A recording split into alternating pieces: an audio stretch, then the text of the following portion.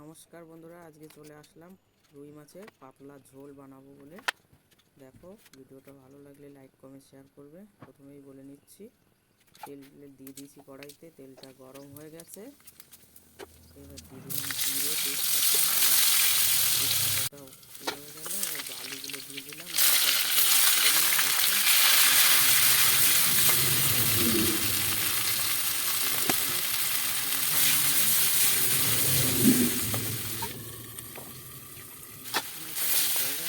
এবার দিয়ে দিলাম জল, একটু ঢেকে দিলাম। তরকারিতে এবার উবাল এসে গেছে।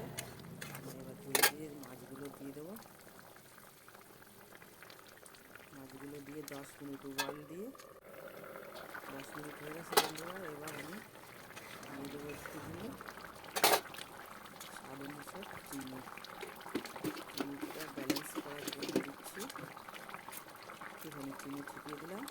এবার দিয়ে দেবো ধনে পাতা কুচি করে। ধনে পাতাটা দিয়ে দিলাম।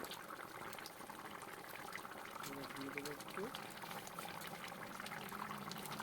গরম মশলার গুঁড়ো।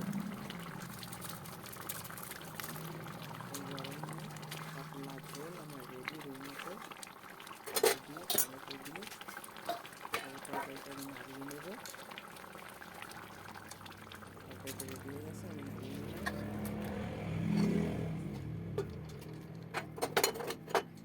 তরকারিটা আমার পুরো তৈরি হয়ে গেছে। এবার গ্যাসটা অন করে দিলাম। রেডি হয়ে গেছে আমার তরকারি। দেখো বন্ধুরা, এরকম এসছে।